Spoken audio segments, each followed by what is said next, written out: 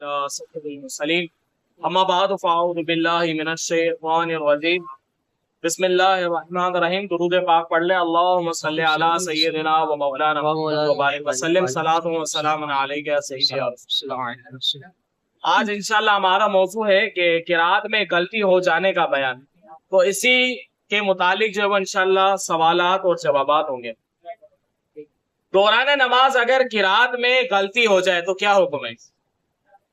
इस बात का एक कायदा और कुलिया ये है, ये बात आपने ज़हन में रखनी है कि अगर ऐसी गलती है जिससे माना बिगड़ गए नमाज फासिद हो जाएगी, और अगर ऐसी गलती है जिससे माना नहीं बिगड़े तो फिर ऐसी सूरत में नमाज हो जाएगी।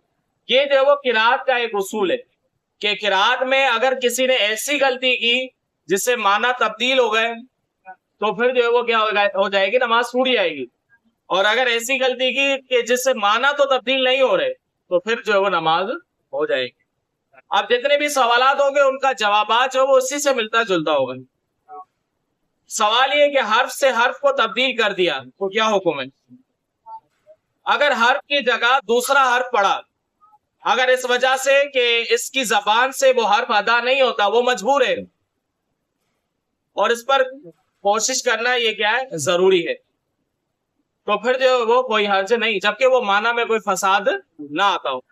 और अगर लापरवाही से है, जैसे आजकल के अक्सर हुफाज उलमा के अदा करने पर कादिर है मगर बेख्याली में तब्दील हुरूफ कर देते हैं, तो अगर माना फासिद हो तो नमाज ना होगी।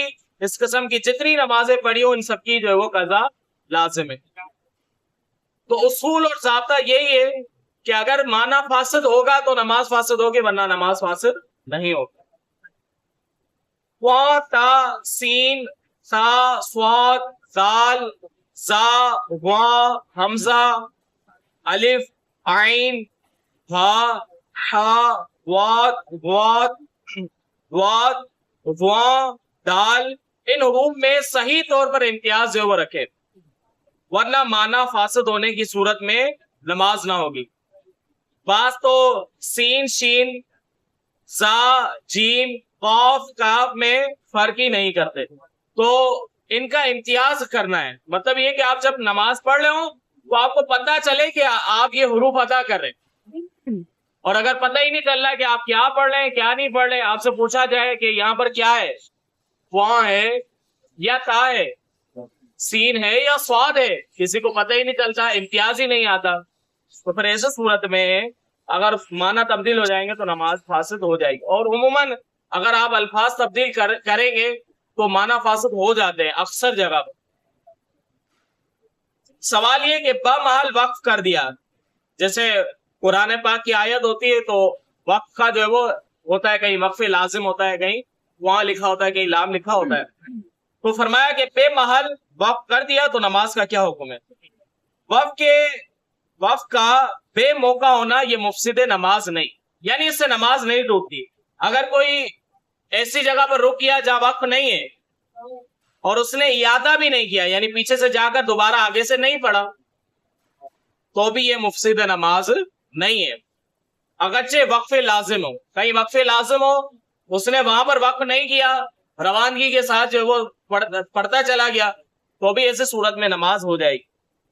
अगर किरात में कोई कलमा छूट गया तो क्या हो, पढ़ते पढ़ते जो वो कोई उसका कलमा छूट गया, तो ऐसी सूरत में यही देखा जाएगा कि माना फासिद हो रहा है तो नमाज नहीं होगी, और अगर माना फासिद नहीं हो रहा तो फिर ऐसी सूरत में नमाज हो जाएगी। एक लफ्ज के बदले दूसरा लफ्ज पढ़ लिया, अब यहां पर भी यही देखा जाएगा कि एक लफ्ज की जगह उसने दूसरा लफ्ज पढ़ लिया, तो अब भी यही देखा जाएगा अगर माना फासिद होते हैं तो नमाज, अगर माना फासिद हो जाए तो नमाज टूट जाएगी, अगर माना फासिद नहीं होता तो नमाज नहीं टूटेगी। अब जैसे अब किसी ने अलीमुन की जगह हकीमुन पढ़ दिया, अल्लाह अज़्ज़ व जल अलीम है, अल्लाह अज़्ज़ व जल हकीम भी है, तो किसी ने अलीम की जगह हकीम पढ़ लिया, माना फासिद नहीं होंगे, नमाज हो जाएगी। और अगर किसी ने इस तरह पढ़ लिया वादन अलैना इन्ना कुन्ना फाइलीन, फाइलीन की जगह उसने गाफिलीन पढ़ दिया। फाइलिन का माना करने वाले, गाफिलीन का मतलब ये कि गाफिल होने वाले। अब यहाँ पर माना में फसाद आ गया, तो ऐसे सूरत में उसकी नमाज نہیں ہوگی. ایک آیت کی جگہ دوسری آیت پڑھی, اب کیا حکم ہے؟ بیچ میں اس نے کیا کیا, ایک آیت کی جگہ دوسری آیت اس نے پڑھ لی. ابھی یہی دیکھا جائے گا, معنی فاسد ہے نماز ٹوٹ جائے گی, نماز نہیں ہوگی, اور اگر معنی فاسد نہیں ہے تو نماز ہوگی. یہ یاد رہے کہ اگر اس نے جو وہ قرآن کو تبدیل کرنے کی نیت سے کیا یہ کام, پھر اس کے لیے الگ حکم ہے. اگر قرآن کو تبدیل کرنے کی نیت سے وہ حروف زائد کر رہا ہے, اس کے لیے الگ حکم ہے. یہ تو مطلب ضمناً جو مسائل ہے کہ اگر کسی سے اس طرح کا معاملہ ہو گیا تو کیا حکم ہے. آگے فرمایا کہ کسی کلمے کو مکرر پڑھا, یعنی پڑھنے کے بعد دوبارہ اس نے وہی پڑھ لیا. اب جیسے مثال دی جا رہی ہے, کسی کلمے کو مکرر پڑھا تو معنی فاسد ہونے میں نماز فاسد ہو جائے گی. اب جیسے کسی نے یہ پڑھا ربی رب العالمین, اب اس نے ربی رب العالمین پڑھا, یہاں جو ہے وہ مالکی مالکی یوم الدین, جبکہ باقاعدہ اضافت پڑھا ہو. اگر اضافت کی وجہ, یہ ایک اصطلاح استعمال ہوتی ہے درس نظامی کے اندر, مداخلے کو اضافت کہتے ہیں. تو فرمایا باقاعدہ اضافت پڑھا, یعنی اب اس کا ترجمہ بڑا خطرناک ہو گیا.